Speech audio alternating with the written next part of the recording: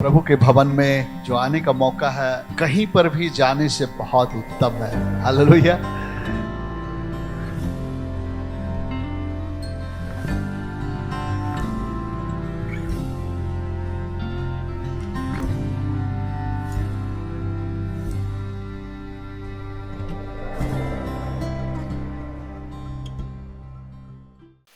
हम लोग खोलेंगे भजन संहिता उसका 22 अध्याय और उसका 28 पद। भजन संहिता 22 अध्याय और 28 पद।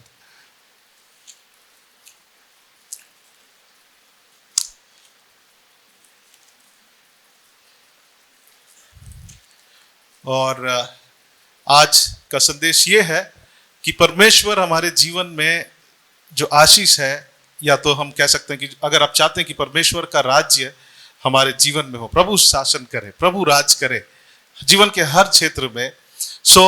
एक बात हम बाइबल में देखते हैं कि परमेश्वर हमारे जीवन में, परमेश्वर का राज्य हमारे जीवन में एक बहुत महत्वपूर्ण विषय, बहुत महत्वपूर्ण बात है जिसके द्वारा हमारे जीवन में आता है। वो है कि परमेश्वर ने अधिकार का एक रूप और रेखा दिया, अथॉरिटीज का, ठीक है, अधिकार, या आप कह सकते हैं अधिकारियों का। परमेश्वर के राज्य में परमेश्वर ने अधिकारों को सेट करके रखा है, ठीक है, अथॉरिटीज को। और परमेश्वर, जब हम उस अधिकार को हम समर्पित होते हैं, परमेश्वर का राज्य, परमेश्वर का शासन हमारे जीवन में होता है। हालेलुया। हम सब चाहते हैं कि परमेश्वर का किंगडम, परमेश्वर का राज्य, परमेश्वर हमारे जीवन में रूल करे, परमेश्वर हमारे जीवन में राज्य करे, हमारे जीवन के हर क्षेत्र में अंधकार का राज्य नहीं लेकिन परमेश्वर का राज्य हो। ये कैसे आता है? परमेश्वर का जो हम कह सकते हैं शासन या गवर्नमेंट या राज्य, वो हमारे जीवन में कैसे आता है पता? जब हम परमेश्वर के द्वारा रचा गया अधिकार के हम समर्पित होते हैं। आमेन। सबसे पहले हम लोग देखेंगे इस वचन को, भजन उसका 22 अध्याय और उसका 28 पद। यहां पे एक बात लिखा है कि क्योंकि राज्य किसका है? यहोवा ही का है, और सब जातियों पर वही प्रभुता करता है। परमेश्वर वो कौन है? वो राजा है। हालेलुया। और लिखा है कि वो सब जातियों पर क्या करता है? वो राज्य करता है। ओके, फिर से पढ़ेंगे। ओके, और एक वचन को पढ़ेंगे हम लोग। यहां पे लिखा है क्योंकि राज्य यहोवा ही का है और सब जातियों पर वही प्रभुता करता। भजन संहिता 109 का 19 पद को हम लोग देखेंगे। भजन संहिता 109 और उसका 19 पद। कोई पढ़ दीजिए जोर से। भजन संहिता 109 और 19 पद।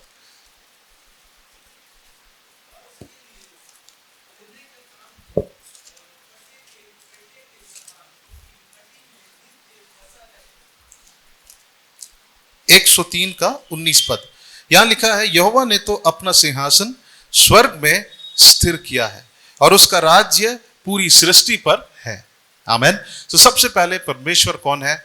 वो राजा है। यहोवा कौन है?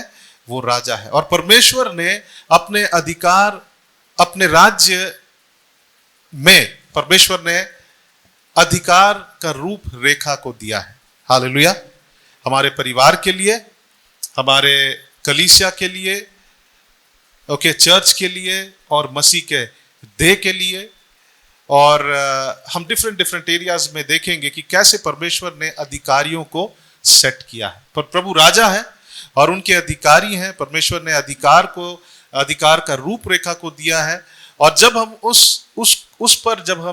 उस पर विश्वास करते हैं, जब हम उसको समर्पित होते हैं, तब परमेश्वर का राज्य हमारे जीवन में हम देखने पाएंगे। आमेन। तब हम परमेश्वर के राज्य को अपने जीवन में अनुभव करेंगे। परमेश्वर का शासन हमारे जीवन में होगा। हालेलुया। हम लोग कुछ बातों को हम लोग देखेंगे, महत्वपूर्ण बातों को। इस बात को हम नहीं भूले कि परमेश्वर राजा है और उसके राज्य को, उसके गवर्नमेंट को, उसके शासन को अगर हमें अपने जीवन में अनुभव करना है, तो बाइबल और एक बात बताती है कि परमेश्वर के द्वारा अधिकार का रूपरेखा दिया गया। जब हम उसको फॉलो करते हैं, जब हम उसके अनुसार हम चलते हैं, तब परमेश्वर की आशीष हमारे जीवन में आता है। ये बात स्पष्ट है? ओके। हम लोग कुछ बातों को देखेंगे। और हम सब भी किसी के अधिकार के नीचे हैं और हम सब भी कहीं ना कहीं अधिकार में होंगे। सही बात है? ओके। कोई परिवार में वो अधिकारी है, कोई अपने काम के स्थान में अधिकारी है, कोई अपने काम के स्थान में किसी के अधिकार के नीचे है।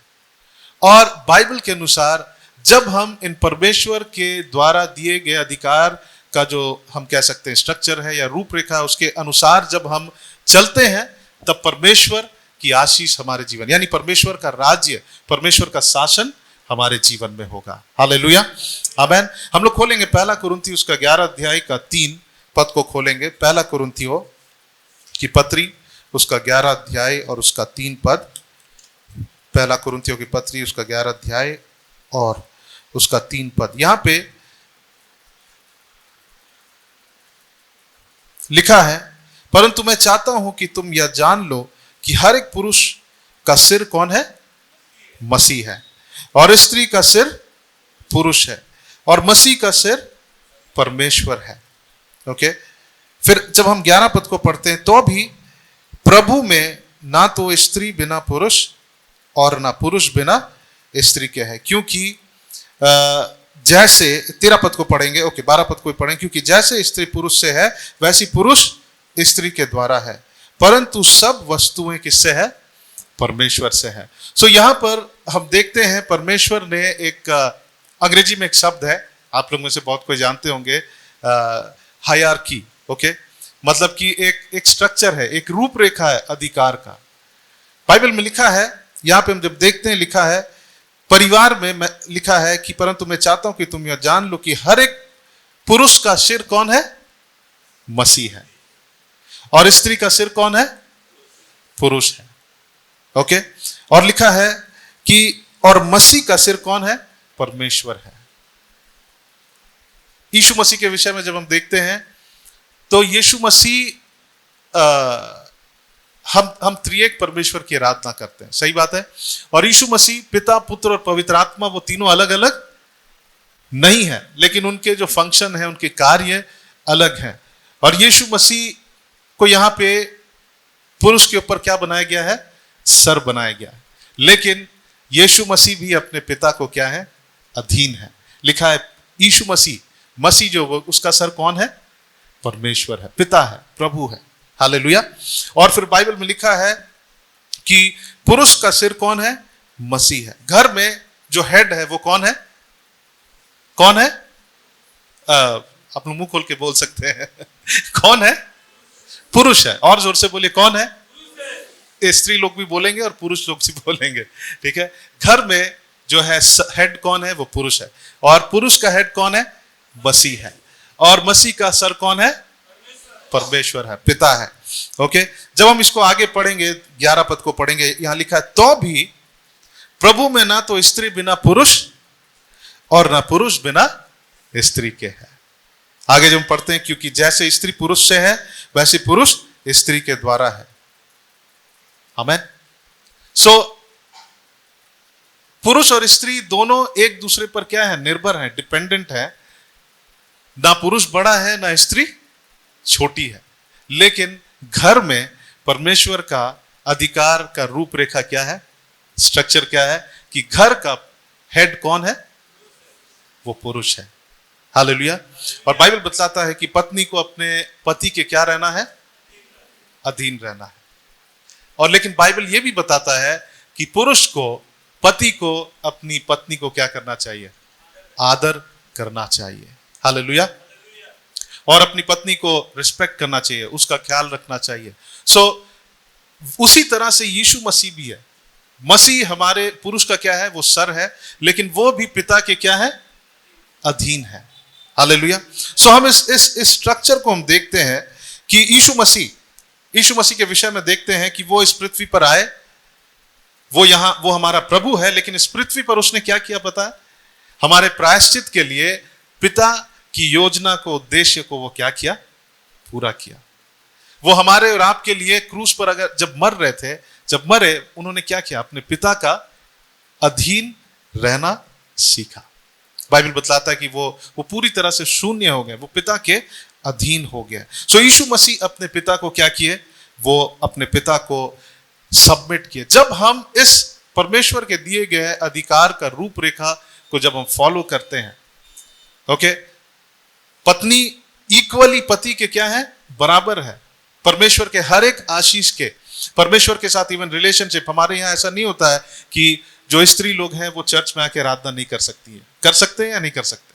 वो कर सकती हैं, वो आराधना भी अगुवाई कर सकती हैं, लेकिन बाइबल के अनुसार, परमेश्वर के उस अधिकार के स्ट्रक्चर के अनुसार, पति जो है वो घर का सिर है। और पति का सिर कौन है? प्रभु यीशु मसीह। यीशु मसीह का सिर कौन है? परमेश्वर है। और जब हम इस अधिकार के रूपरेखा को सब हम सबमिट करते हैं, जब हम उसके अधीन होते हैं, तब परमेश्वर का राज्य हमारे जीवन में क्या होता है? वो कार्य करता है। हालेलुया। नहीं तो हम परमेश्वर के राज्य को, प्रभु के शासन को, परमेश्वर के, हम क्या कह सकते हैं, उनके आशीष को हम अपने जीवन में अनुभव नहीं कर सकते हैं।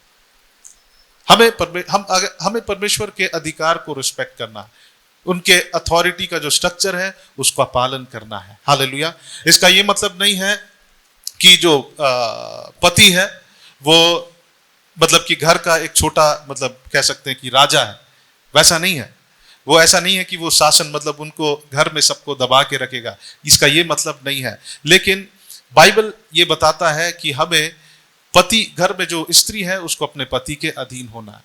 आमीन, हालेलुया। बच्चों को अपने माता पिता के अधीन होना है। और हम, पति जो है वो यीशु मसीह उसका क्या है? सर है। और यीशु मसीह का सर कौन है? परमेश्वर है। हालेलुया। सो जब हम इस हायरार्की को, या फिर हम इस परमेश्वर के अधिकार के इस रूपरेखा को जब हम समर्पित होते हैं, तभी हम परमेश्वर के राज्य को अपने जीवन में हम लोग अनुभव करेंगे, तब एक परिवार आशीषित होगा। हालेलुया। सो परमेश्वर के इस राज्य को, इस अधिकार के इस रूपरेखा को समझना हम लोगों को बहुत जरूरी है। हालेलुया। हम लोग जरूर मॉडर्न समय में है, लेकिन परमेश्वर के वचन के सिद्धांत से हमको बाहर जाना हमारे लिए उचित नहीं है। नहीं तो हम परमेश्वर के राज्य को अपने जीवन में हम अनुभव नहीं कर पाएंगे। सो हमें परमेश्वर के राज्य को, अगर आप चाहते हैं कि आपके जीवन में वो बहे, परमेश्वर का राज्य आपके जीवन में फ्लो हो, तो आपको क्या करना है? परमेश्वर के दिए गए अधिकार के रूपरेखा को क्या करना है? समर्पित होना है। हालेलुया, आमीन। सो हम लोग कुछ बातों को देखेंगे परिवार के लिए। हम लोग एक वचन को खोलेंगे, इफिसियों की पत्री उसका 5 अध्याय और उसका 22 और 23 पद को हम लोग देखेंगे। इफिसियों की पत्री 5 अध्याय उसका 22 और 23। और मैं चाहूंगा सामने से कोई पढ़ेंगे जोर से, ताकि सबको सुनाई दे, या फिर आप माइक लेके भी पढ़ सकते हैं, फ्रंट में जो सिस्टर लोग हैं, ताकि सब कोई सुन सके। ओके, इफिसियों की पत्री 5 अध्याय उसका 22 और 23 पद। हे पत्नियों, अपने अपने पति के ऐसे अधीन रहो जैसे प्रभु के, क्योंकि पति पत्नी का सिर है, जैसे कि मसीह कलीसिया का सिर है और स्वयं ही देह का उद्धार करता है। आमीन। यहां लिखा है, पत्नियों अपने अपने पति के ऐसे अधीन रहो जैसे प्रभु के। परिवार में अगर हम इस अधिकार के रूपरेखा को अगर हम फॉलो करते हैं, सो परमेश्वर का राज्य किसके द्वारा हमारे जीवन में आएगा? घर का जो हेड है वो कौन है? कौन है? पति है, पुरुष है। बाइबल में लिखा है कि उसके द्वारा फैमिलीज में परमेश्वर का राज्य क्या करेगा? वो फ्लो करेगा। हालेलुया। सो इसमें दो बातें हैं कि दोनों को अंडरस्टैंड करना, एक घर के पति को भी अंडरस्टैंड करना कि मेरा क्या है? जिम्मेवारी है, मैं घर का सर हूं। लेकिन इसका यह मतलब नहीं कि वो घर का एक छोटा, एक शासन करने वाला है। वो घर का, यहां पे लिखा है कि पत्नी उसके अधीन रहे, क्योंकि पति पत्नी का सिर है, कि मसीह कलीसिया का सिर है और स्वयं ही देह का उद्धार करता है। आमीन। और लिखा है, पर जैसे कलीसिया मसीह के अधीन है, वैसे ही पत्नियां भी हर बात में अपने अपने पति के अधीन रहे। लेकिन जब हम 25 पद को पढ़ेंगे, यहां लिखा है, हे पतियों अपने अपने पत्नी से क्या करो? प्रेम रखो। और मसीह ने भी कलीसिया से प्रेम करके अपने आप को उसके लिए क्या कर दिया? वहां पे मसीह ने हमारे लिए क्या किया है? सैक्रिफाइस को किया है। सो अगर पति सर है तो उसका ये मतलब नहीं है कि वो रूल करे, मतलब किसी को अपने दबाव में रखे, लेकिन उसका काम है, उसका जिम्मेवारी है कि अपनी पत्नी का क्या करना है? ख्याल रखना है, उसको समझना है। आमीन। लेकिन एक पत्नी को क्या करना? अपने पति के अधीन होना है। और तभी घर में, हम अपने परिवार में, पति पत्नी के जीवन में परमेश्वर के राज्य को हम लोग अनुभव करेंगे। हालेलुया। सो पति जो घर का, हम कह सकते हैं अंग्रेजी में एक शब्द है घर का, जैसे हम बोलते हैं ना, आप किस ज्यूरिडिक्शन में आते हैं, यानी कौन से न्यायालय के अंदर में आते हैं। ओके, सो घर का जो ज्यूरिडिक्शन है वो किसका है? वो पति का है। आमीन, हालेलुया। और जब हम उसके अंतर्गत रहते हैं तो हमारे घर में परमेश्वर की आशीष होगी। हालेलुया। हमारे घर में परमेश्वर का ब्लेसिंग होगा, परमेश्वर के राज्य को हम अपने जीवन में हम अनुभव करने पाएंगे। परमेश्वर का राज्य हमारे जीवन में, परमेश्वर के राज्य का एक्सटेंशन होगा, विस्तार होगा। हम लोग एक वचन को खोलेंगे, पहला पत्रस उसका 3 अध्याय और उसका 7 पद, और इस वचन को भी पढ़ेंगे। पहला पत्रस 3 अध्याय और उसका 7 पद। और यहां पे पति का रिस्पॉन्सिबिलिटी है। ये सारी बातें बाइबल में है और हम लोग इसको पढ़े और इसको हम अपने जीवन में जब हम लोग फॉलो करेंगे, ये हमारे जीवन में ब्लेसिंग को लाएगा। पहला पत्रस उसका 3 अध्याय और उसका 7 पद। अब यहां पे लिखा है, वैसे ही हे पतियों, तुम भी बुद्धिमानी से पत्नियों के साथ जीवन निर्वाह करो, और स्त्री को निर्बल पात्र जानकर उसका क्या करो? क्या करो? आदर करो। जितने पति लोग हैं वो लोग बोलेंगे, और जो पति होने वाले हैं, और साथ में पढ़ेंगे कि और स्त्री को निर्बल पात्र जानकर, जोर से बोलिए, और स्त्री को निर्बल पात्र जानकर उसका आदर करे। आमीन। और फिर लिखा है, यह समझकर कि हम दोनों जीवन के वरदान के वारिस हैं। कितने लोग जीवन के वरदान के वारिस हैं? कितने लोग? कौन कौन? पति और पत्नी दोनों इस जीवन के वरदान के वारिस हैं। ब्लेसिंग जो है दोनों का है, दोनों इक्वली परमेश्वर के आशीष के क्या है? भागी हैं, पार्टेकर्स हैं। लेकिन घर का जो सर है वो पति है, और पति को क्या करना चाहिए? अपनी पत्नी का आदर करना चाहिए, रेस्पेक्ट करना चाहिए, ऑनर करना चाहिए, उसको अपने नौकर के समान ट्रीट नहीं करना चाहिए। लेकिन घर का जो आशीष है, घर में अगर हम इस अधिकार के रूपरेखा को फॉलो करेंगे कि पत्नी पति को रिस्पेक्ट करेगी, परमेश्वर का जो आशीष है, परमेश्वर का राज्य है, वो परमेश्वर के उस घर में क्या होगा? वो फ्लो करेगा। हालेलुया, आमीन। हम लोग एक वचन और पढ़ेंगे, हम लोग खोलेंगे इफिसियों की पत्री उसका 6 अध्याय और उसका 1 से 3, और ये हमारे घर में हमारे बच्चों के विषय में लिखा है। सो इससे पहले हम लोग एक बात जाने कि यूजुअली हम लोग आदर किसको करते हैं? आदर उसको करते हैं जो हमसे बड़े हैं। लेकिन परमेश्वर के राज्य में आदर किसको करने के लिए लिखा गया है? पत्नी को लिखा गया है कि तुम अपने पति के अधीन रहो। यस, पत्नी को अधीन रहो मतलब उसको आदर करना, लेकिन पति जो हेड है उसको लिखा गया है कि तुम अपनी पत्नी को क्या करो? रिस्पेक्ट करो, आदर करो। जब हम संसार में देखते हैं और संसार के परिवार में देखते हैं तो आदर केवल किसको करना पड़ता है? जो नीचे है। लेकिन परमेश्वर के राज्य में जो ऊंचे पद में है उसको नीचे वालों को क्या करना है? आदर करना है, उनसे प्रेम करना है, उनको ऑनर करना है, रिस्पेक्ट करना है। हालेलुया। सो अंत में हम इस बात को देखते परिवार में, इस वचन के जो कंक्लूजन है कि पति और पत्नी दोनों इक्वली हर एक आशीष के सहभागी हैं, लेकिन परमेश्वर ने एक सिस्टम को रखा, परमेश्वर ने एक अपने अधिकार के रूप रेखा को रखा है। हालेलुया, आमीन। दूसरी बात हम लोग देखेंगे बच्चों के विषय में, इफिसियों की पत्री उसका 6 अध्याय और उसका 1 से 3। और आज बच्चे यहाँ पे नहीं है, कुछ बच्चे लोग होंगे जो बड़े बच्चे हैं, लेकिन आप अपने बच्चों को इस बात को सिखाए। और मैं जानता हूं कि संडे स्कूल टीचर्स भी इस बात को सिखाते हैं, लेकिन हम लोग पढ़ेंगे।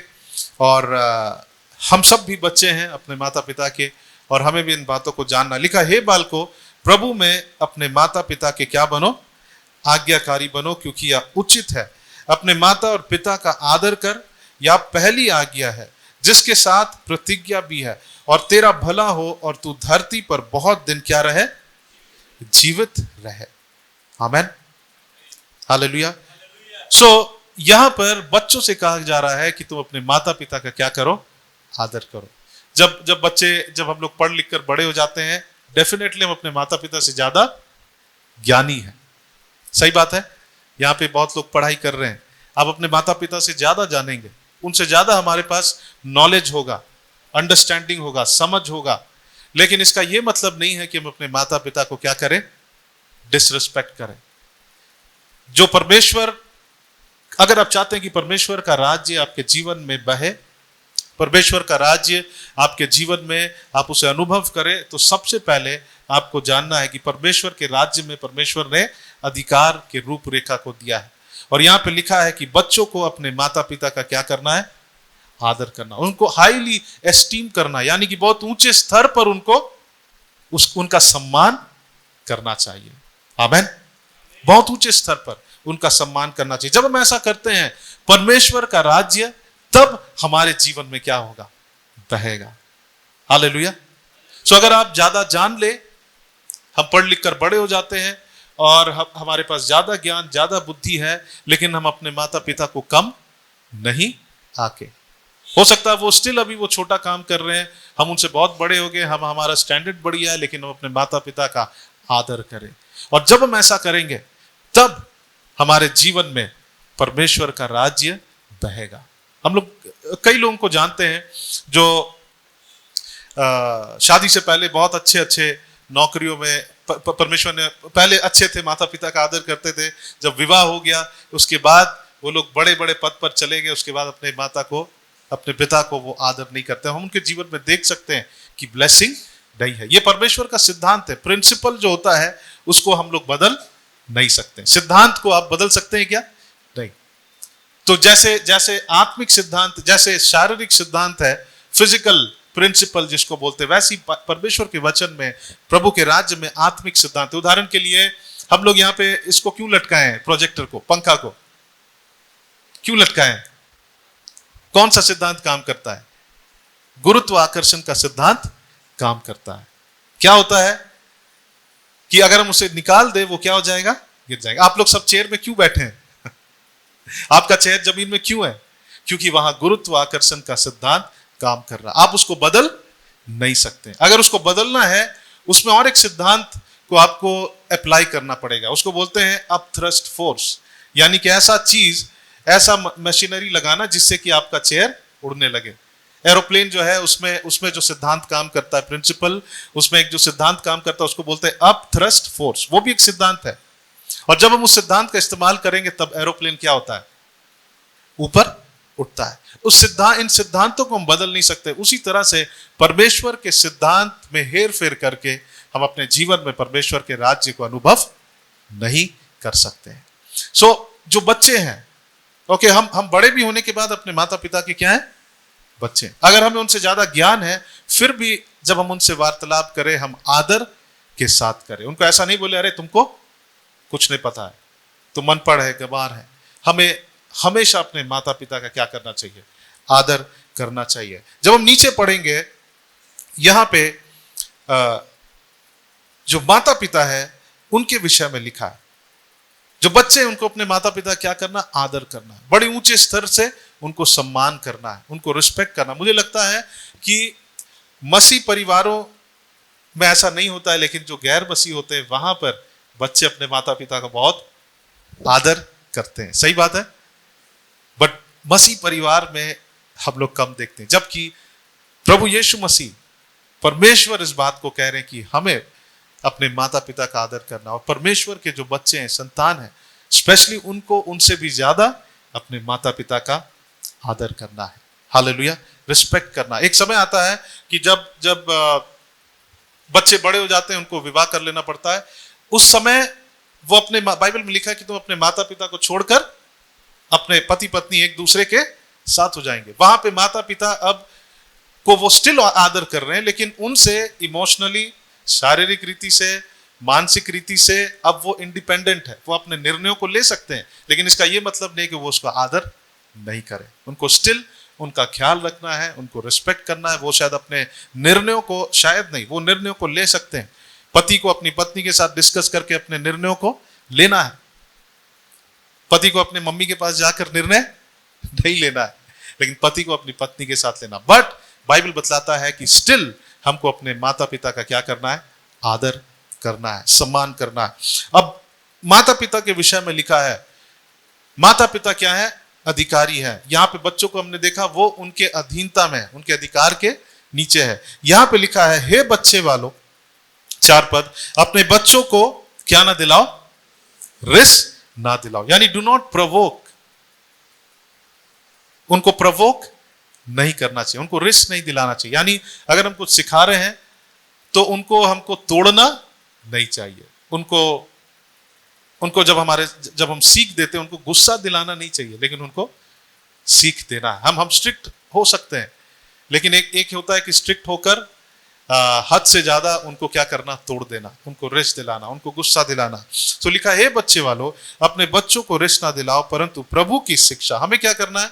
हमको उनको रिस नहीं दिलाना है, हमको उनको उल्टा सीधा नहीं बोलना, अरे तुम सुअर का बच्चा है। कई लोग बोलते हैं, बसी परिवार भी बोलते हैं, तुम क्या है? तुम सुअर से कम नहीं है। मुझे लगता है यहां पे भी कई लोग बोले होंगे, लेकिन हमको बच्चों को ऐसा बात नहीं करना। वो उनको रिस दिलाएगा, वो उनको प्रवोक करेगा, और वो उनके जीवन में बहुत ही बुरा प्रतिफल को लाएगा। लेकिन हमें क्या करना है? हमारी जिम्मेवारी क्या है? हम अधिकारी होने के नाते हमें क्या करना है? लिखा है, परंतु प्रभु की शिक्षा और चेतावनी देते हुए उनका क्या करना है? पालन पोषण करना है। हालेलुया। प्रभु की क्या देना? हमें शिक्षा देना है। हमारा सबसे इंपॉर्टेंट बात है कि हम लोग, मैं भी सीख रहा हूं, मैं परफेक्ट नहीं हूं, मैं भी बहुत बार गलती करता हूं। मेरी वाइफ बताती है कि तुमको ऐसा नहीं करना है, उनको शिक्षा देना है। आमीन। फिर मुझे याद आता है और मैं उनको बैठकर बाइबल से शिक्षा देता हूं। हालेलुया। सो हम सब इम्परफेक्ट हैं, लेकिन हमें सीखना है। यहां पे लिखा है कि हम उनको रिस ना दिलाए, लेकिन हमारा काम क्या है? हम उनको बाइबल से शिक्षा दें, उनको सिखाए, जनरल विजडम दे, और सबसे इंपॉर्टेंट बाइबल से हम उनको बुद्धि दे, उनको बताए, उनको बैठाए और उनको बताए कि परमेश्वर का वचन ये लिखता है। और इससे क्या होगा? बाइबल में लिखा है, इससे उनका पालन पोषण होगा। केवल उनको पैसा देकर, खिला पिला के पढ़ाई लिखाई कर देने से नहीं, लेकिन उनको सिखाना है, उनको शिक्षा देना। बाइबल में लिखा, आप अपने बच्चों को जहां देखना चाहते हैं, आप चाहते हैं कि वो इस मार्ग से जाए, प्रभु के मार्ग में चले, तो उनको कौन सी शिक्षा देना? प्रभु की शिक्षा को उन्हें देना है। हालेलुया, आमीन। सो परमेश्वर ने परिवार में पति को रखा है, पत्नी को रखा है, बच्चों को रखा है, और हम देख रहे हैं कि एक पति पत्नी दोनों क्या है? वो माता पिता है, वो पेरेंट्स हैं, और उनका जिम्मेवारी है कि वो बच्चों को रिस नहीं दिलाए। अगर हम लोग भी, पति पत्नी भी, उनका बिहेवियर अच्छा नहीं है, तो आपको पता है बच्चे क्या खाते हैं? बच्चों को हम क्या दे रहे हैं? रिस खिला रहे हैं, हम उनको प्रवोक कर रहे हैं। कई बार हम उनके साथ हम सही रीति से व्यवहार नहीं करते हैं, हम उनको सिखाने के बजाय हम अपना बदला निकालते हैं, अपना गुस्सा उन पर निकालते हैं। हमारा हृदय को हमको चेक करना है कि हम उनको सिखाने के हृदय से बता रहे हैं या फिर हम अपना क्रोध को उनके ऊपर में उतार रहे हैं। नहीं, बाइबल में लिखा है कि कोई भी करेक्शन कैसा होना चाहिए? प्रेम से होना चाहिए। आमीन। सो यहां पे हम इस बात को देखते हैं, मलाकी उसका 4 अध्याय और उसका 6 पद को जब हम देखेंगे, और हम सब जानते हैं कि हम अंत के दिनों में हैं। हम कब हैं? कहां पर हैं? परमेश्वर के आने का दिन से बहुत निकट है। और वहां पे हम एक बात देखेंगे, और अगर ये बात नहीं होता है हमारे परिवार में, परमेश्वर का दंड, परमेश्वर का क्रोध हमारे परिवार को सहना पड़ेगा। मलाकी उसका 4 अध्याय और उसका 6 पद कोई पढ़ेंगे? क्या लिखा है? मलाकी 4 अध्याय और उसका 6 पद। हाँ,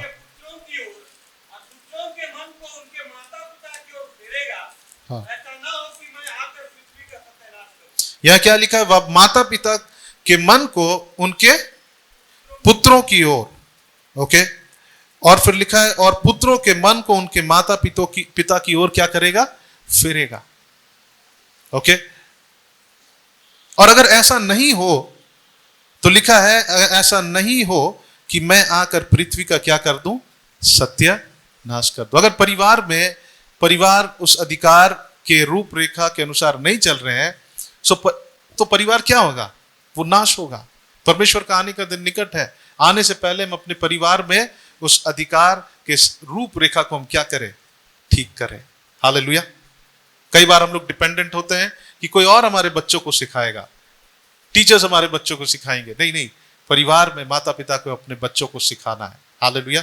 उनसे प्रेम करना, उनको रिस्क नहीं दिलाना है, लेकिन उनको सही मार्ग का शिक्षा देना बहुत जरूरी है। आपको पता है सबसे बड़ा अटैक किसके ऊपर है इस वक्त? अगर हम लोग एज वाइज देखेंगे, सबसे बूढ़े, उसके बाद में उससे थोड़ा कम एज वाले, उसके बाद बीच एज वाले, उसके बाद जवान, उसके बाद बच्चे। आपको पता है सबसे ज्यादा अटैक में कौन है? सबसे ज्यादा अटैक में बच्चे हैं, सबसे ज्यादा। आज अगर हम उन्हें नहीं सिखाएंगे, आने वाले दिन बहुत बुरे हैं, बहुत बुरे हैं। और वो लोग किन किन बातों में फंसेंगे हम उसका अनुमान नहीं लगा सकते हैं। सो हमें अपने बच्चों को शिक्षा देना है, हर दिन सिखाना है, वचन सिखाना, उनको प्रार्थना करने सिखाना है। कल मैं अपने बच्चों को बोला कि वो लोग फोन देखना चाह रहे थे। मैंने उनको बोला कि ओके, मैंने बहुत क्रिएटिव रीति से एक कार्ड बनाया और मैं उनको बोला कि ऊपर में लिखना है प्रेयर लिस्ट और फिर नीचे में अपने दोस्तों का नाम लिखना है और उनके लिए जाके प्रार्थना करना। और ये उनको बहुत, इसमें बहुत इंटरेस्ट आया और वो दोनों जाकर लिखकर दोनों अपने अपने दोस्तों का नाम लिखे और उनका लिस्ट खत्म नहीं हो रहा था, फिर वो जाकर उनके लिए प्रार्थना की और फिर उनको बहुत अच्छा लगा। तो मेरा बेटा बोला कि एक मेरा क्लास में एक लड़की है लेकिन वो मेरे को पागल बोलती है। तो मैंने उनको सिखाया कि तुमको पागल बोलने वालों के लिए बाइबल में लिखा है क्या करना है? प्रार्थना करना है। फिर वो उसको समझ में नहीं आता, फिर थोड़ी देर में वो प्रार्थना किया और वो दोनों को बहुत अच्छा लग रहा था, वो दोनों को बहुत गर्व महसूस हो रहा था। आमीन। सो हम अपने बच्चों को क्या करना है? सिखाना है। हालेलुया। हमें पिछले हफ्ता टीचर लोग सिखाए थे क्षमा करना और उसके बाद ही मेरा बेटा घर जाके किसी के ऊपर गुस्सा हो रहा था, बोला कि नहीं मेरे साथ अच्छा नहीं हो रहा है। फिर मैंने बोला कि आज क्या सीखा? बोला क्षमा करना। फिर वो चुप हो गया। आमीन। सो जब हम उनसे बात करेंगे वो क्या हो जाएंगे? वो सीखने लगेंगे। जब हम उनके साथ बात नहीं करेंगे वो नहीं सीखेंगे। सो माता पिता को अपने बच्चों के साथ क्या करना चाहिए? बात करना चाहिए। कई बार माता पिता गर्व करते हैं कि अरे मेरा बेटा आके मेरे सामने मुंह भी नहीं खोल पाता है, लेकिन वो गलत है। अगर एक बेटा अपने पिता से बात नहीं कर सकता है, इसका मतलब वहां पे परमेश्वर के अधिकार का रूपरेखा काम नहीं कर रहा। पिता से वो इतना वो आदर नहीं कर रहा है, वो एक्चुअली डर रहा है। ठीक है, एक डर होता है आदर करना, लेकिन एक होता है कि कई मतलब कि वो अपने पिता से बिल्कुल वो उसको पहुंच नहीं सकता, उसको अप्रोच नहीं कर सकता। वैसा नहीं होना चाहिए। आमीन। एक वचन को खोलेंगे हम लोग, प्रेरितों के काम उसका 20 अध्याय और उसका 28 से 30 पद। और ये कलीसिया के विषय में लिखा है, चर्च के विषय में लिखा है। हम लोग पढ़ेंगे कलीसिया में परमेश्वर ने कैसे, कलीसिया के लिए परमेश्वर का अधिकार का हम लोग रूपरेखा देखेंगे, या फिर हम एक ढांचा को देखेंगे कि परमेश्वर ने कैसे कलीसिया में अधिकार को रखा है। प्रेरितों के काम और उसका 20 अध्याय और उसका 28 से लेकर हम लोग 30 पद तक पढ़ेंगे। 20 अध्याय का 28 से लेकर 30 पद तक। और यहां पे ऐसा लिखा है, इसलिए अपनी और पूरे झुंड की क्या करो? चौकसी करो। जो चर्च के लीडर्स हैं, पास्टर्स हैं, उनको अपनी झुंड की क्या करना है? चौकसी करना, उनके लिए प्रार्थना करना, उनके लिए उनको काउंसलिंग देना है। और ये उनकी जिम्मेवारी है। जो सेल लीडर्स हैं उनको अपने सेल ग्रुप में जितने लोग हैं उनका क्या करना है? उनको देखभाल करना है। आमीन। सो यहां पे लिखा है, इसलिए अपनी और पूरे झुंड की चौकसी करो जिसमें पवित्र आत्मा ने तुझे क्या ठहराया है? अध्यक्ष ठहराया है। पवित्र आत्मा ने चर्च के ऊपर पास्टर्स को, लीडर्स को क्या ठहराया है? अध्यक्ष ठहराया। वहां पे वो क्या है? अध्यक्ष है। आमीन। और ये किसने ठहराया है? पवित्र आत्मा ने उनको ठहराया है। हालेलुया। सो क्यों हमको उनका देखभाल करना? बाइबल में लिखा है कि क्योंकि कलीसिया को परमेश्वर ने क्या कर लिया है? अपने लहू से खरीद लिया है। वो बहुत कीमती है और परमेश्वर ने हमें इन कीमती लोगों को हमारे अधीनता में दिया है कि हम उनको क्या करें? हम उनका देखभाल करें। इब्रानियों की पत्री उसका 13 अध्याय और उसका 7 पद। और यहां पे हम देखेंगे कि रिस्पॉन्स क्या होना चाहिए। इब्रानियों की पत्री 13 अध्याय और उसका 7 पद। इब्रानियों की पत्री 13 अध्याय। बाइबल में लिखा है कि मेरे लोग ज्ञान की कमी के कारण क्या हो रहे हैं? नाश हो रहे हैं। और ये क्यों लिखा गया वहां पर? क्योंकि जो वहां के लोगों के लिए, इजराइल के लोगों के लिए जो चरवाहा थे, वो अपनी भेड़ की देखभाल नहीं कर रहे थे, और वो क्या हो रहे थे? नाश हो रहे थे। इसीलिए यहां पे लिखा है कि परमेश्वर ने अध्यक्ष को ठहराया ताकि वो अपने उस झुंड की क्या करे? देखभाल करे, वो उनका देख रेख करे। इब्रानियों की पत्री उसका 13 अध्याय और उसका 7 पद यहां पे लिखा है। अब यहां पे जो चर्च के लोग हैं, हम देख रहे हैं चर्च पे परमेश्वर ने अधिकार का रूपरेखा रखा है। ओके, पास्टर को परमेश्वर ने चर्च का एक अध्यक्ष रखा है, और उसके रिस्पॉन्स में यहां पे लिखा है, जो तुम्हारे अगुवे थे और जिन्होंने तुम्हें परमेश्वर का वचन सुनाया है, उन्हें क्या करना है? उन्हें जोर से उन्हें स्मरण करना है, और ध्यान से उनके चाल चलन का अंत देखकर उनके विश्वास का क्या करना है? अनुकरण करना है। ये चर्च का एक कलीसिया के लोगों का क्या होना चाहिए? एक रिस्पॉन्स होना चाहिए कि जो उन्होंने सिखाया है उसको हमको रिस्पेक्ट। हर हफ्ता हम लोग यहां पर आके प्रीच करते हैं, पास्टर लोग। हर वीक हमारे पास में एक संदेश होता है। सो यहां पे लिखा है, जो उन्होंने हमें सिखाया उसको क्या करना है? उसको स्मरण करना। जिसने सिखाया है उनको स्मरण, यानी कि रिस्पेक्ट करना है। जब हम परमेश्वर, मैं अपने लिए नहीं बोल रहा हूं, मैं भी अपने पास्टर को रिस्पेक्ट करता हूं, और मैं जिसके ऊपर हूं पास्टर, उन्हें भी अपने पास्टर को रिस्पेक्ट करना चाहिए। मैं पर्सनली नहीं बोल रहा हूं, लेकिन ये बाइबल का सिद्धांत है। जब हम इस अधिकार के रूपरेखा के अनुसार जाएंगे, परमेश्वर हमें क्या देगा? आशीष देगा। परमेश्वर का राज्य तब हमारे जीवन में क्या होगा? बहेगा। हालेलुया, आमीन। यहां लिखा है, जो तुम्हारे अगुवे थे और जिन्होंने तुम्हें परमेश्वर का वचन सुनाया। हो सकता पहली बार आप किसी से वचन सुने, हो सकता वो यहां पे नहीं सुने, कहीं और सुने। बाइबल में लिखा है कि कोई बीज बोता है, कोई उसको पानी डालता है। हो सकता आप किसी से परमेश्वर के वचन को सुने थे, उसको आदर करें, बाइबल में लिखा है, उनको रिस्पेक्ट करें। यहां पे लिखा है, और उन्हें स्मरण रखो और ध्यान से उनके चाल चलन का अंत देखकर उनके विश्वास का क्या करना है? अनुकरण करना है। हालेलुया, आमीन। सो एक लोकल चर्च में परमेश्वर ने पास्टर को रखा है, लीडर को रखा है, और इसका यह मतलब नहीं कि लीडर को अपने लोगों के ऊपर में प्रभुता करना है, उनको कंट्रोल करना है, उनको नियंत्रण करना है। हम लोग पिछले हफ्ता भी देख रहे थे बाइबल से कि पास्टर लोगों के जीवन को कंट्रोल करने के लिए नहीं है। उनका काम क्या है? पतरस से यीशु मसीह ने क्या पूछा था? क्या तुम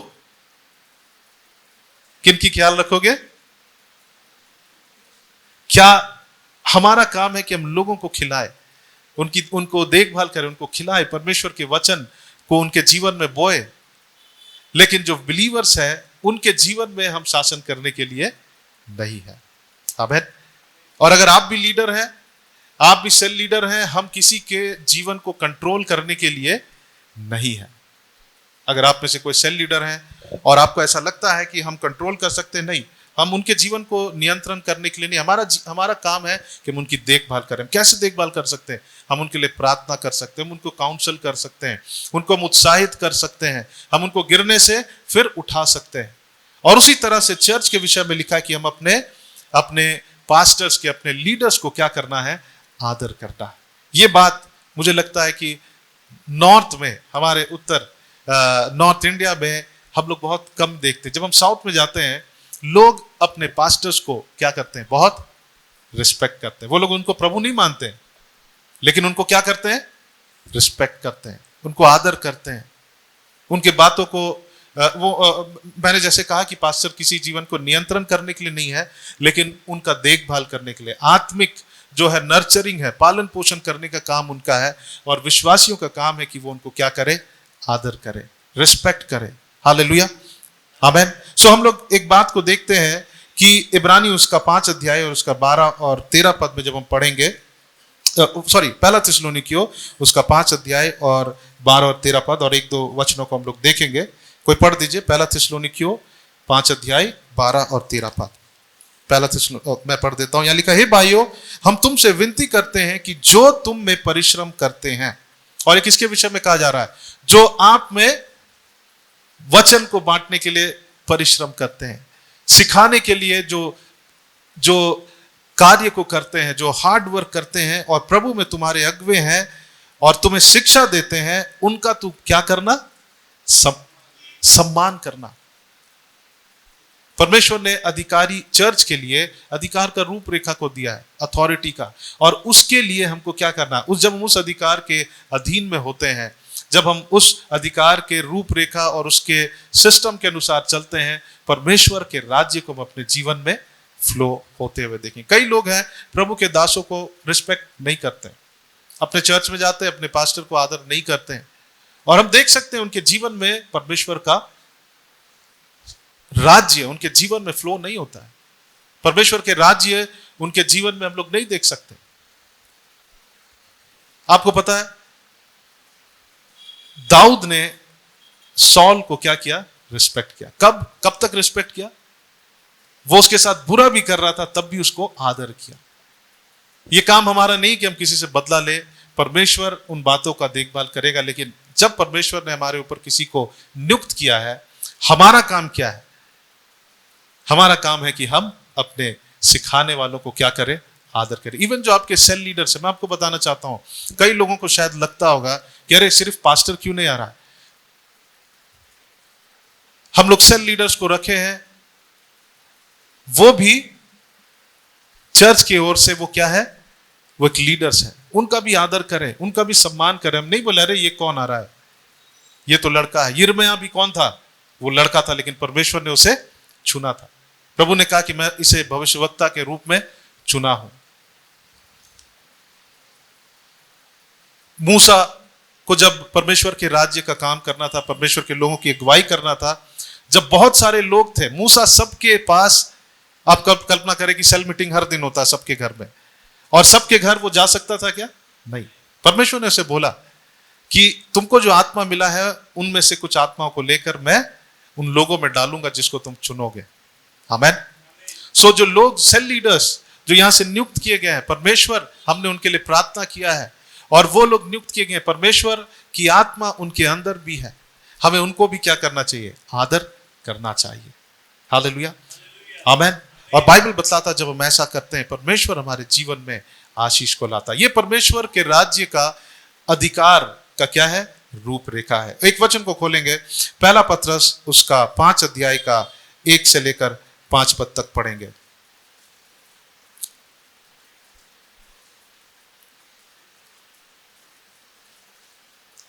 जब हम लोग इस रूपरेखा को हम लोग इसके अनुसार जब हम चलेंगे, परमेश्वर का राज्य हमारे जीवन में फ्लो होने लगेगा। पहला पत्रस उसका 5 अध्याय 1 से 5, कोई पढ़ दीजिए क्या लिखा है।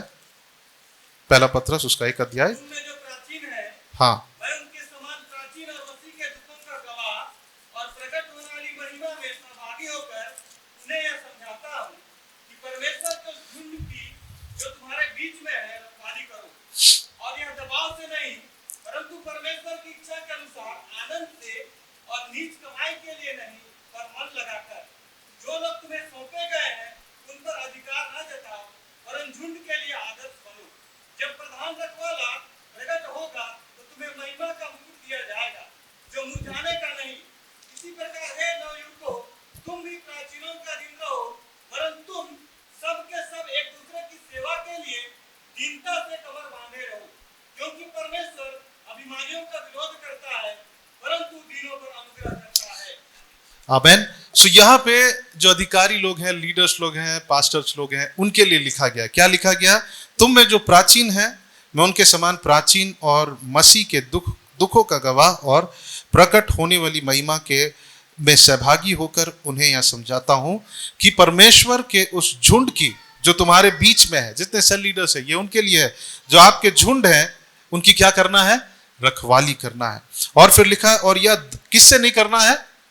दबाव से नहीं करना है। कि चर्च से हमको बोला गया कि सेल लेना है तो चलो नोट्स निकालते हैं, उसी को जाके पढ़ के आ जाएंगे। हमको दबाव महसूस नहीं करना है, और मैं भी इस बात को दबाव महसूस नहीं करता हूं।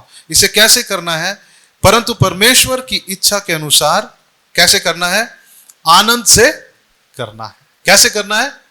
आनंद से करना है। इसे निज कमाई के लिए, नीच कमाई के लिए यह लिखा है, और मैं कह सकता हूं अपने कमाई के लिए निज और नीच कमाई के लिए नहीं करना है। हम लोग जब सेल लेने आते हैं तो हम लोग वहां पे इसलिए नहीं आते हैं कि अच्छा आज वहां जाएंगे तो हमें पैसा मिलेगा, नहीं। वो आपको अगर प्रभु अगुवाई करता है, आप किसी को बोए बाइबल में लिखा है आपको जैसा आत्मा अगुवाई करता वैसा करे। और आदर करना बाइबल में लिखा अच्छा है, लेकिन हम लोग उस मनसा से नहीं आते कि हम अपनी नीच कमाई करने के लिए आए, और ना ही हमें किसी के साथ करना। जितने सेल लीडर्स है हमें उस मनसा से नहीं जाना कि अगर मैं जा रहा हूं तो मुझे ब्लेसिंग मिलेगा, मुझे आशीष मिलेगा। नहीं, हमारा काम है कि हम जाकर लोगों को क्या करें, सिखाए। मैं आपको बताना चाहता हूं कि बीज बोना यह परमेश्वर का सिद्धांत है, लेकिन हम वो कैसे बोलते हैं? पवित्र आत्मा के अगुवाई से, किसी के प्रेशर से हम लोगों को देते नहीं है। अगर आप किसी सेवक को दे रहे हैं आदर के भाव से, परमेश्वर आपको आशीष देगा। लेकिन अगर आप उसे बोझ से दे रहे हैं कि अरे वो आ रहा है उसको देना पड़ेगा, आप ना करें। जब प्रभु आपको तैयार करे आप उसे करें। यस, बाइबल में लिखा है कि देना पाने से बेहतर है। और ये सिद्धांत हम लोग इसलिए फॉलो नहीं करते हैं क्योंकि पास्टर्स को हमको देना है। ये सिद्धांत इसलिए है कि परमेश्वर ने हमें सिखाया कि हमें बोना है और हम अपने जीवन में क्या करेंगे, काटेंगे। हालेलुया, आमेन। सो यहां पे लिखा है ये लीडर्स लोगों के लिए, यहां भी बहुत सारे लीडर्स हैं। यहां पे लिखा है कि तुम उसे कैसे करना है, दबाव से नहीं लेकिन आनंद से, नीच कमाई के लिए नहीं लेकिन मन लगाकर करना है। हालेलुया, हमें क्या करना है, मन लगाकर करना। यहां जितने सेल लीडर्स है, पास्टर्स है, हमें सबको कैसे करना है, मन लगाकर करना, आनंद से करना, अपनी नीच कमाई के लिए नहीं। और 3 पद में लिखा जो लोग तुम्हें सौंपे गए हैं उन पर अधिकार ना जताओ। हम लोगों ने कंट्रोल करने के लिए यहां पर नहीं है, वरन झुंड के लिए क्या बनो, आदर्श बनो। हम एक काम कर सकते हैं कि हम उनके लिए क्या बन सकते हैं, एग्जाम्पल बन सकते हैं। हालेलुया, आमेन। हमें उदाहरण बनना, हम कोशिश करें। हो सकता है हमें आप में शायद थोड़ी कमी घटी हो, लेकिन हम लोग कोशिश करें, ये सोचे कि हम उस पर अधिकार नहीं जमाएंगे, हम नहीं बोलेंगे ऐसी करो वैसी, लेकिन हम लोग क्या बने, एग्जाम्पल बने। हालेलुया, हम उदाहरण बने। और फिर लिखा है जब प्रधान रखवाला प्रकट होगा तो तुम्हें महिमा का मुकुट दिया जाएगा जो मुरझाने का नहीं। इस प्रकार हे नवयुवकों, सो हम 4 पद को पढ़ेंगे। जब हम इस अधिकार के रूपरेखा के अनुसार चलेंगे, जितने सेल लीडर्स हैं, जितने पास्टर्स हैं, जब हम इस सिद्धांत के अनुसार चलेंगे, जब क्या लिखा है, जब प्रधान रखवाला प्रकट होगा तुम्हें महिमा का मुकुट दिया जाएगा। हालेलुया, तब परमेश्वर हमें रिवॉर्ड देगा। लोगों से रिवॉर्ड पाना वो टेम्पररी है, लेकिन जो प्रभु से रिवॉर्ड मिलता है वो सबसे उत्तम रिवॉर्ड है। और 5 पद में लिखा है इस प्रकार हे नवयुवकों तुम भी प्राचीनों के क्या हो जाओ, अधीन हो जाओ। जवानों के विषय में लिखा है तुम प्राचीनों के क्या हो जाओ, अधीन। अधीनता जो है हम उसको ऐसा ना ले कि अरे ये एक बोझ के समान है। अधीनता जो है वो आशीष है।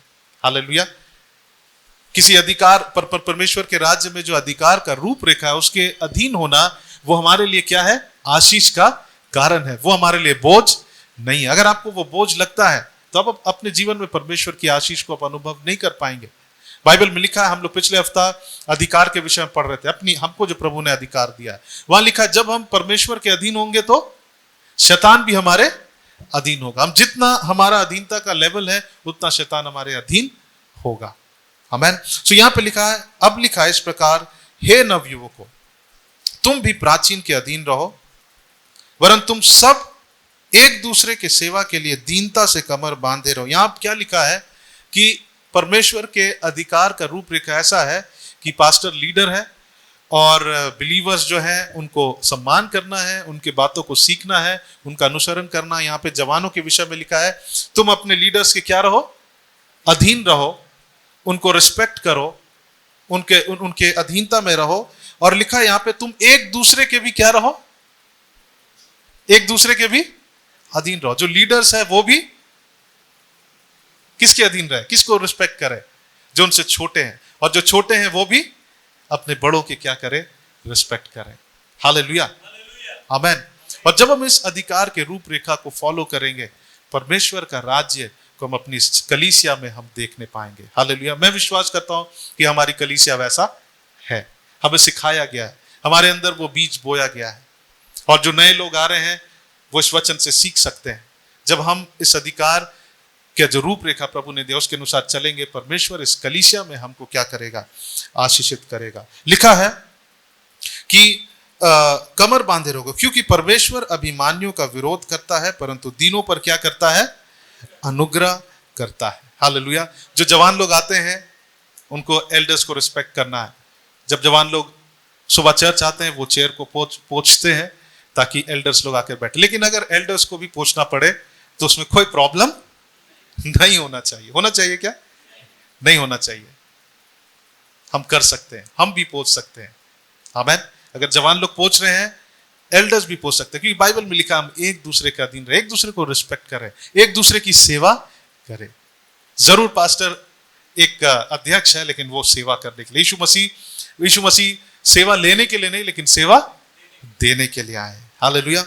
आमीन। आइए एक दो वचनों को और पढ़कर फिर हम लोग अंत करेंगे। पहला कुरिन्थी उसका 12 अध्याय और उसका 28 पद। और यहां पे भी हम देखेंगे उस ऑर्डर को। ओके, कलीसिया को परमेश्वर ने अलग अलग हम कह सकते हैं सेवकाई को दिया, अध्यक्षों को रखा है, और उसके विषय में हम लोग देखेंगे। पहला कुरिन्थी उसका 12 अध्याय उसका 28 पद। पहला कुरिन्थी 12 अध्याय का 28 पद। यहां पे लिखा है, पहला कुरिन्थियों की पत्री 12 अध्याय और 28 पद।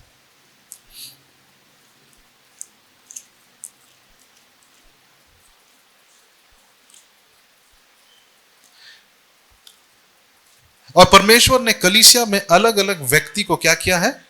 नियुक्त किए हैं। प्रथम प्रेरित, क्या लिखा है वहां? प्रथम प्रेरित, फर्स्ट अपोस्टल्स, दूसरे भविष्यवक्ता, तीसरे शिक्षक और सामर्थ के काम करने वाले, फिर चंगा करने वाले और उपकार करने वाले, प्रबंध करने वाले, नाना प्रकार की भाषा बोलने वाले। तो यहां पे अगर लिखा है प्रथम, जो लिखा है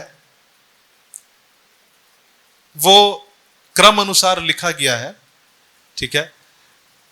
और ये परमेश्वर का घर, परमेश्वर की कलीसिया, परमेश्वर का मसीह का जो देह है, उसका ये क्या है? ऑर्डर है। ऑर्डर मतलब समझते हैं?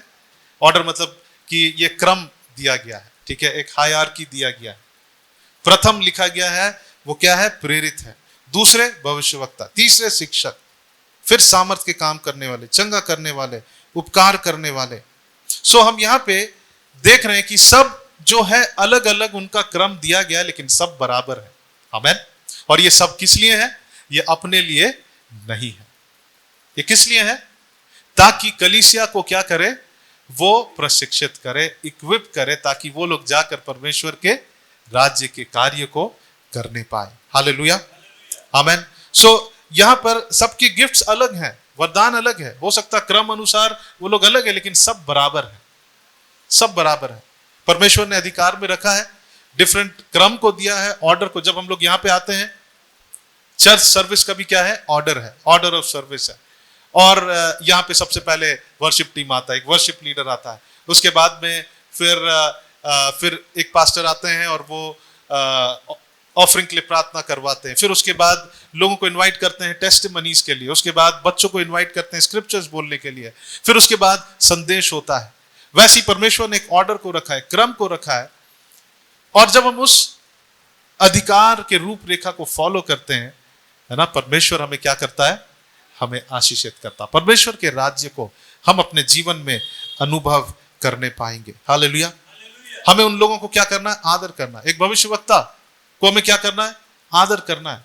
ये बात लोगों ने नहीं बनाया, लोग अभी उसको अलग रीति से कर रहे हैं कि भविष्यवक्ता को प्रभु के बढ़कर करते हैं, लेकिन एक भविष्यवक्ता को, परमेश्वर के दास को हमें क्या करना है?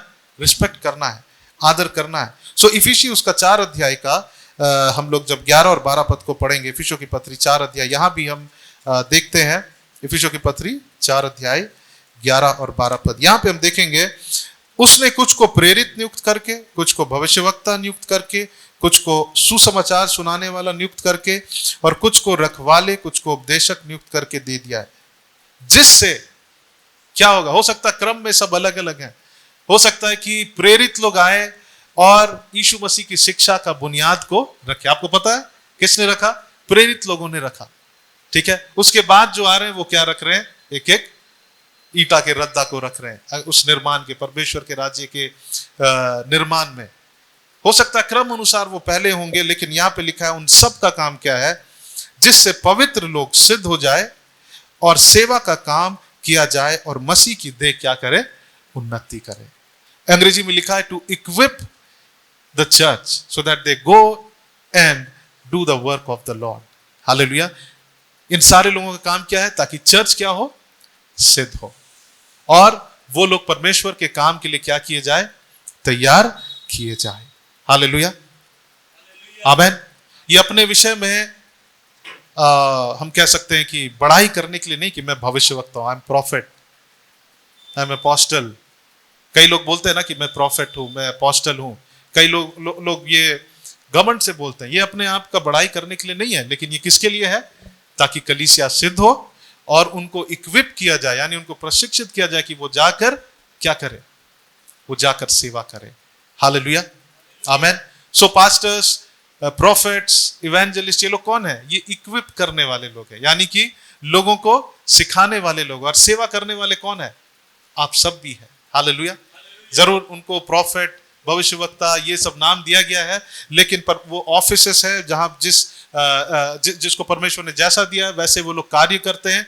लेकिन परमेश्वर ने उनको दिया ताकि कलीसिया सिद्ध हो और कलीसिया प्रशिक्षित हो और वो जाकर परमेश्वर के राज्य के काम को करे। हालेलुया, आमेन। जब हम लोग परमेश्वर के लोग जब इस अधिकार को सही रीति से हम अपने आप को जोड़कर देखेंगे, हम अपने आप को ऊंचा नीचा नहीं देखेंगे। जब अध्यक्ष लोग जो हैं चर्च के, जब वो अपने आप को बड़ा नहीं समझेंगे, और जब चर्च के लोग उनका आदर करेंगे, जब ये तालमेल से हम चलेंगे परमेश्वर के अधिकार के रूपरेखा के अनुसार, तब हम परमेश्वर के राज्य को अपने जीवन में मसीह के देह में बहते हुए देखेंगे। हालेलुया। जब देखते हैं कई मसीह का देह कई जगह पे टूटा फूटा है, क्यों? क्योंकि वो लोग हो सकता है वहां पर परमेश्वर के इस अधिकार के रूपरेखा के अधीन नहीं है। आमेन, हालेलुया। सो जब जो भी हैं, जिनको जो आदर देना हमें उन्हें देना है। एक अध्यक्ष को भी अपने नीचे लोगों को आदर देना है, एक जो उनके अंडर में लोग हैं उनको भी अपने अध्यक्ष को क्या करना है? आदर देना है। एक आखिरी बात को हम लोग पढ़कर हम लोग अंत करेंगे। इफिसियों की पत्री 6 अध्याय का 5 से लेकर 9 पद तक। कोई पढ़ दीजिए क्या लिखा है। और ये बात है कि परमेश्वर ने काम के स्थान में भी अधिकारियों को किसने नियुक्त किया है? किसने? परमेश्वर ने।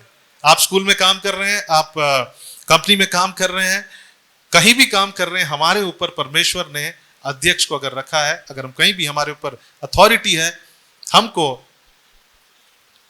उनको ऐसा लेना है कि उसको परमेश्वर ने हमारे जीवन में रखा है। आमेन। हम नहीं कह सकते हैं, उनके लिए कुड़कुड़ा नहीं सकते। यहां पे लिखा 6 अध्याय का 5 से 6, हे दासों, जो लोग इस संसार में तुम्हारे स्वामी हैं, आपकी कंपनी में, आपके काम में जो आपके स्वामी है, अपने मन की सिधाई से, सबसे पहली बात क्या है? अपनी मन की सिधाई से, डरते और कांपते हुए, यानी आदर के साथ उनको आदर करना है। वो खराब भी हो तब भी हमको आदर करना है। दाऊद ने सौल को क्या किया? आदर किया। उसका स्वामी कैसा था? वो अच्छा नहीं था, लेकिन दाऊद आदर करता रहा, उसको प्रतिफल क्या मिला? एक दिन वो बहुत ही जाना माना, बहुत ही हम कह सकते हैं कि बहुत ही प्रसिद्ध वो राजा बन गया। तो यहां पे लिखा है कि सिधाई से, डरते और कांपते हुए, जैसे मसीह की वैसी ही उनकी भी आज्ञा मानो। आमेन। आप नहीं बोल सकते कि हम यीशु मसीह का आज्ञा मानेंगे, अपना बॉस का आज्ञा नहीं मानेंगे। हम नहीं कह सकते। हम अपने बॉस के अधीन नहीं रहेंगे, हम ये कह नहीं सकते। आपको अपने काम के स्थान पे अपने बॉस को कैसा अधीन रहना है, कैसा उसकी आज्ञा को मानना है, कैसे उनके ऑर्डर्स को मानना है, जैसे आप मसीह के आज्ञा को मानते हैं। हालेलुया। हम वहां जाके हम ये नहीं बोल सकते हैं हमको उसका चेहरा अच्छा नहीं दिखता है, हम उसके अधीन नहीं होंगे। हमको उसका अधीन होना है। और जब हम ऐसा करते हैं, हमारे काम में परमेश्वर के राज्य को हम बहते हुए देखेंगे। ये मैं नहीं बोल रहा हूं, कौन बोल रहा है? परमेश्वर का वचन, बाइबल कह रहा है। अगर आपका बॉस है और आपको लगता है कि नहीं वो सही नहीं है, बाइबल में लिखा है उसको आदर करना है। हमको आदर करना नहीं छोड़ना, आदर करते रहना है। अगर प्रभु जानता है कब हमको वहां से निकालना है या हमारे बॉस को वहां से निकालना है, वो परमेश्वर काम करेगा। लेकिन हमको परमेश्वर के अधिकार के रूपरेखा को क्या करना है? उसका सम्मान करना है। हालेलुया। 6 पद में लिखा है, मनुष्य को प्रसन्न करने वाले के समान दिखाने के लिए सेवा मत करो। हम मिनिस्ट्री में हो, चाहे हम अपने काम के स्थान में हो, हम उनको दिखाने के लिए हमें नहीं करना। हम दिखा रहे हैं कि हम अच्छा कर रहे हैं, जैसे वो जा रहे हैं फिर क्या कर रहे हैं, फिर हम या तो उसके बारे में बुरा बोल रहे हैं या फिर गलत काम कर रहे हैं या काम नहीं कर रहे हैं। यहां पे लिखा हम उनको दिखाने के लिए सेवा नहीं करें, पर कैसे करें, अपने काम के स्थान में भी। आप जहां भी काम कर रहे हैं हमें कैसे करना, मैं जहां काम कर रहा हूं मुझे कैसे करना है, पर मसीह के दासों के समान मन से परमेश्वर की इच्छा पर चलो। हालेलुया, आमेन। पर मसीह के दासों के समान मन से परमेश्वर की इच्छा पर हमको चलना है, और उस सेवा को मनुष्यों को नहीं परंतु किसको देना, क्या समझकर करना है। अगर आप स्कूल में टीचर है, अगर आप डॉक्टर हैं, नर्स है, अगर आप कहीं पे शेफ हैं, कहीं पे कुछ भी हैं, कहीं पे आप ऑफिसर हैं, ठीक है, आपके ऊपर भी अधिकारी हैं, आपको दबाव में आकर नहीं करना है, लेकिन और उस सेवा को मनुष्यों की नहीं परंतु प्रभु की जानकर सच्चे हृदय से हमें करना है। हालेलुया। काम को किसने बनाया, आपको पता है? काम को किसने डिजाइन किया? परमेश्वर ने। जब हम उत्पत्ति को पढ़ेंगे, कार्य जो है, काम जो है, वो परमेश्वर का क्या है, वो परमेश्वर का रचना है। हालेलुया।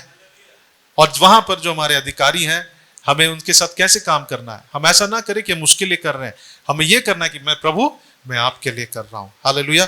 और लिखा है क्योंकि तुम जानते हो कि जो कोई जैसा अच्छा काम करेगा, चाहे दास हो चाहे स्वतंत्र, प्रभु से कैसा पाएगा। हम जैसा काम कर रहे हैं, अगर हम अपने ऑफिस में हम सोच रहे हैं कि नहीं हम ये मनुष्य के लिए काम कर रहे हैं तो हम वैसे ही पाएंगे, लेकिन हम सोच रहे हैं कि मैं प्रभु के लिए कर रहा हूं तो हम कैसे पाएंगे, हम प्रभु से प्रतिफल पाएंगे। कितने लोग अपने ऑफिस में कठिन समय से होकर गुजर रहे हैं? कोई गुजर रहे हैं? मैं आपको बताना चाहता हूं, यस, एक भाई गुजर रहे हैं अपने ऑफिस में। आप वहां ऐसा काम करें जैसे कि आप प्रभु के लिए कर रहे हैं, आप ऐसा उनको आदर करें जैसे आप मसीह को आदर कर रहे हैं। हालेलुया।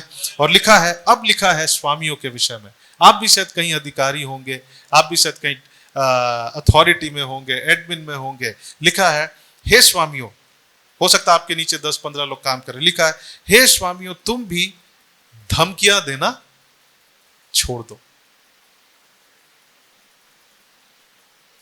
हो सकता है आप कंपनी के मालिक है, हो सकता है आप अपने आपके नीचे 10-15 लोग काम करें। क्या लिखा है, हमें कैसे व्यवहार करना है? उनको धमकी देना छोड़ देना है, उनके साथ वैसा ही व्यवहार करो क्योंकि तुम जानते हो कि उनका और तुम्हारा दोनों का स्वामी कहाँ है? स्वर्ग में। अगर हम स्वामी हैं, हमको ये नहीं समझ लेना चाहिए मैं ही दुनिया में एक स्वामी हूं, मेरा और मेरे दास के ऊपर भी कौन है? एक स्वामी है।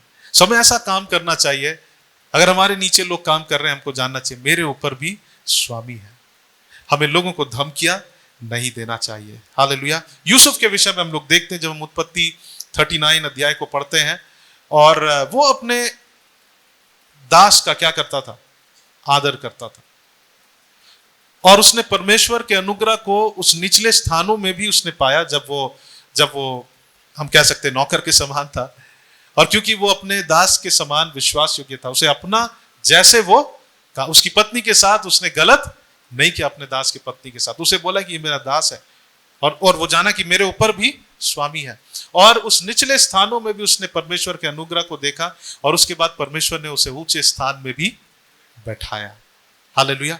दाऊद के विषय में हम देखते कि दाऊद ने, सौल उसके साथ गलत कर रहा था, लेकिन वो उसके अधीन, वो उसको आदर किया, रिस्पेक्ट किया, बोला कि ये प्रभु का चुना हुआ है, ये मेरा काम नहीं कि मैं जाकर उससे बदला लूं, क्योंकि मेरे ऊपर भी एक स्वामी है। हालेलुया। सो एक अधिकारी जो हमारे ऊपर है, परमेश्वर ने जो अधिकार को सेट किया हमारे काम के स्थान पे, वहां भी हमको इसी रूपरेखा को क्या करना है? फॉलो करना है। हालेलुया। एक वचन को हम लोग पढ़ेंगे, ओके, रोमियोस का 13 अध्याय उसका 1 और 2 पद को पढ़ेंगे। रोमी 13 अध्याय उसका 1 और, उससे पहले हम लोग एक वचन को पढ़ेंगे, मत्ती उसका 15 का 22 को निकाल के रखेंगे। और हम लोग जानते हैं कि हम लोग दो राज्य के नीचे हैं, ठीक है। हम ये भी ना भूलें कि हम परमेश्वर के राज्य के लोग हैं, और हम जिस स्टेट में रहते हैं, जिस कंट्री में रहते हैं, वहां भी एक राज्य, बाइबल इसके विषय में भी बताता है। और जब हम उसके अधीन होकर चलते हैं, तो परमेश्वर हमको आशीष देगा। एक वचन को खोलेंगे, मत्ती उसका 22 अध्याय का 15 से 22 पद तक। और यहाँ पे फरीसी लोग यीशु मसीह को चेक कर रहे हैं, टेस्ट कर रहे हैं, उसको फंसा कर उनको चेक करना चाहते हैं, उनका गलतियां निकालना चाहते हैं। ओके, सो कोई पढ़ दीजिए। वो चाहते थे कि यीशु मसीह कुछ गलत बता दे तो उनकी गलती को ढूंढकर उनको दंड दे या जो भी दे।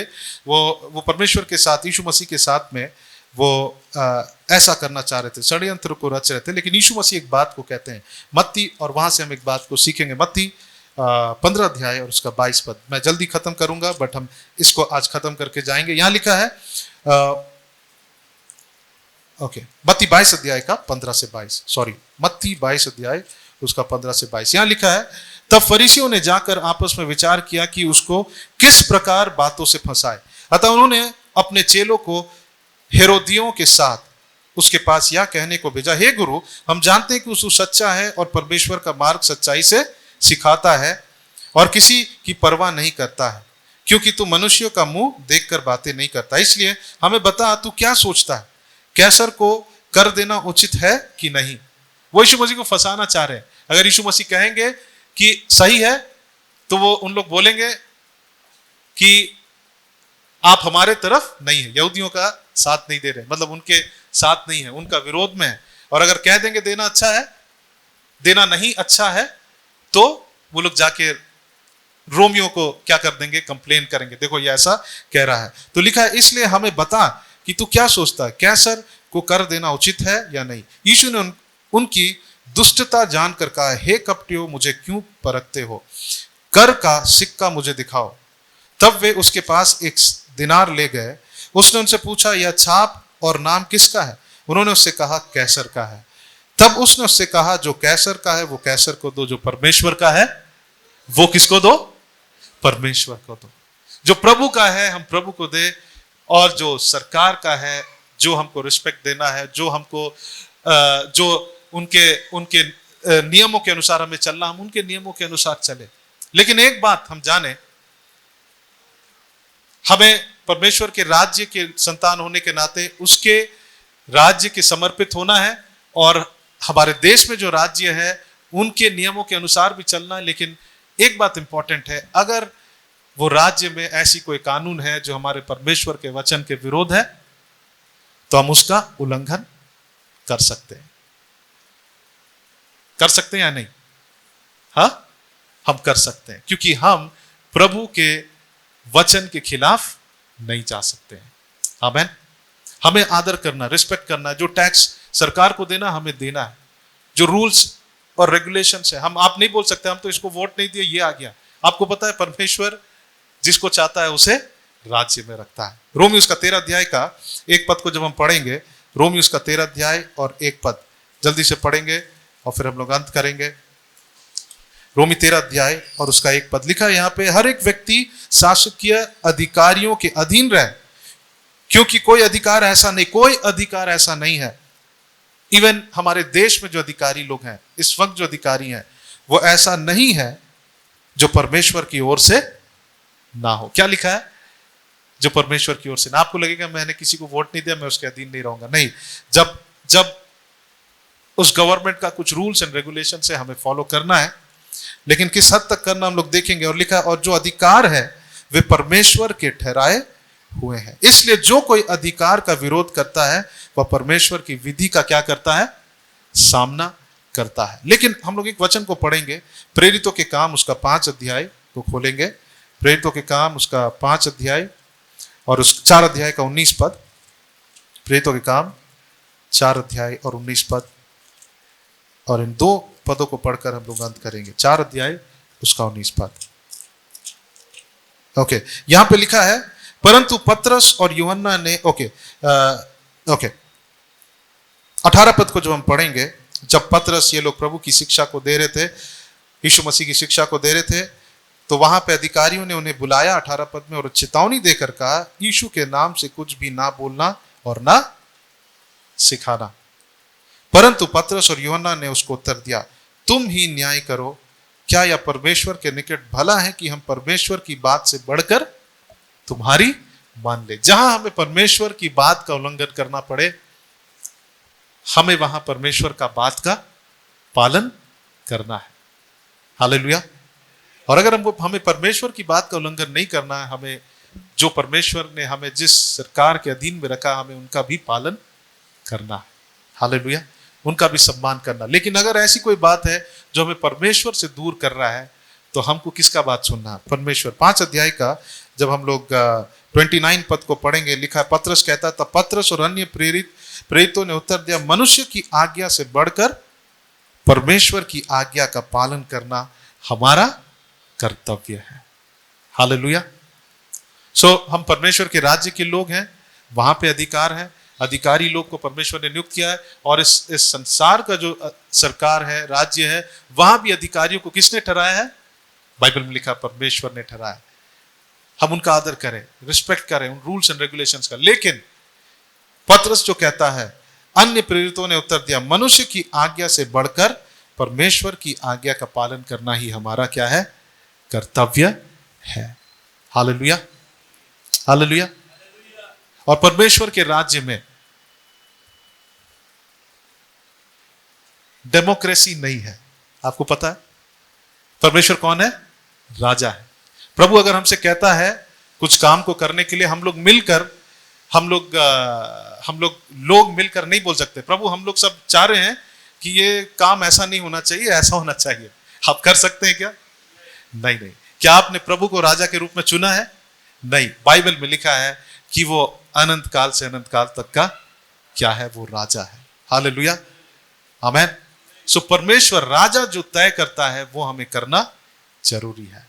आमेन। हम ऐसा नहीं कर सकते कि हम लोग एक दूसरे से पूछे, अच्छा बाइबल में ऐसा लिखा है लेकिन हम सोच रहे हैं ये करना चाहिए कि नहीं करना चाहिए। 4-5 मिलके कमेटी बना के सोच लिए कि नहीं ये नहीं करना चाहिए, वो परमेश्वर के अधिकार का उल्लंघन करना है।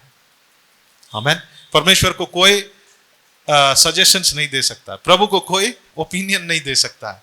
हमें परमेश्वर के सजेशन ओपिनियंस को हमें फॉलो करना है। हालेलुया। आइए हम अपने आंखों को बंद करें। और हमने कुछ बहुत इंपॉर्टेंट बात को सीखा परमेश्वर के वचन से कि हम कैसे परमेश्वर के राज्य को अपने जीवन में बहते हुए देखेंगे। जब हम उसके बनाए हुए अधिकार के रूपरेखा को हम जब हम सबमिट करेंगे, जब उसके अधीन होंगे। परिवार में चर्च के लिए लिखा है, परिवार के लिए लिखा है, कलीसिया के लिए लिखा है, मसीह के देह के लिए लिखा है, हम जहां रहते हैं वहां के जो गवर्नमेंट है उसके लिए लिखा है। हमने बहुत सारी बातों को पढ़ा, अलग अलग परमेश्वर ने अधिकारियों को नियुक्त किया। जब हम उसका पालन करते हैं, जब हम उसको आदर करते हैं, परमेश्वर के राज्य हमारे जीवन में हम बहते हुए देखेंगे। हालेलुया। अगर आपके परिवार में आप कुछ ही मुश्किल से होकर गुजर रहे हैं, ठीक है, कठिनाइयों से, आप अपने आप को जांच सकते हैं, क्या मेरे घर में मैं परमेश्वर के दिए गए अधिकार के रूपरेखा का हम लोग पालन कर रहे हैं?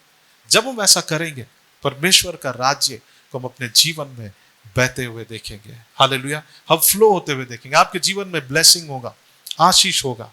आइए हम परमेश्वर के उस अधिकार को जो परमेश्वर ने हमें दिया, अधिकारियों को जो परमेश्वर ने हमारे लिए रखा, उस अधिकार का जो ऑर्डर है, क्रम है, सबसे पहले परमेश्वर, उसके बाद प्रभु यीशु मसीह, उसके बाद परिवार में एक पति होता है, फिर पत्नी, फिर बच्चे, और हमारे काम के स्थान में अलग अधिकार का क्रम है। हम उन सारे अधिकार के अथॉरिटीज के हम स्ट्रक्चर को आइए हम लोग आदर करें, और तब हम परमेश्वर के राज्य को हम अपने जीवन में बहते हुए देखने पाएंगे। आइए हम लोग प्रार्थना करेंगे। हालेलुया। महान और जीवित परमेश्वर, हम धन्यवाद करते हैं प्रभु, आपने हमें कुछ बहुत इंपॉर्टेंट बात को सिखाया परमेश्वर। और प्रभु आज हम निर्णय लेते हैं, हो सकता अब तक हम उस हायरार्की को, उस क्रम को हम परमेश्वर आदर नहीं दे रहे थे, लेकिन प्रभु आज से हम आदर देना चाहते हैं। हम अपने उन लोगों को आदर देना चाहते हैं जिन्होंने मुझे परमेश्वर आपके विषय में बताया। मैं उनको आदर देना चाहता हूँ। हम कलीसिया होने के नाते हम उनको आदर देना चाहते हैं प्रभु। हम परमेश्वर, हम जवान होने के नाते अपने एल्डर्स को आदर देना चाहते हैं प्रभु। हम अधिकारी होने के नाते अपने नीचे लोगों पर अधिकार को नहीं जमाना चाहते, लेकिन हम उनका देखभाल करने के लिए आपने रखा। हम उनसे प्रेम करना चाहते हैं। यहाँ जितने पति लोग हैं प्रभु, हम उनके लिए प्रार्थना करते हैं परमेश्वर की वे लोग अपने घर में सचमुच एक अध्यक्ष के समान अपने जिम्मेवारियों को पूरा करे और परमेश्वर अपनी पत्नी से प्रेम करे, अपने बच्चों को रिश्ता दिलाए। प्रभु हम प्रार्थना करते हैं इस कलीसिया के बच्चे अपने माता पिता का आदर करने वाले होने पाए, भले वो बहुत पढ़ लिख ले, लेकिन प्रभु अपने माता पिता को सबसे उच्च स्तर का सम्मान वो देने पाए। परमेश्वर प्रभु आपके बाद परमेश्वर वो अपने माता पिता को रिस्पेक्ट करने पाए। प्रभु हम ऐसी प्रार्थना करते हैं। प्रभु हम विश्वास करते हैं कि प्रभु हमारे जीवन में हम आपके राज्य के बहाव को देखने जा रहे हैं।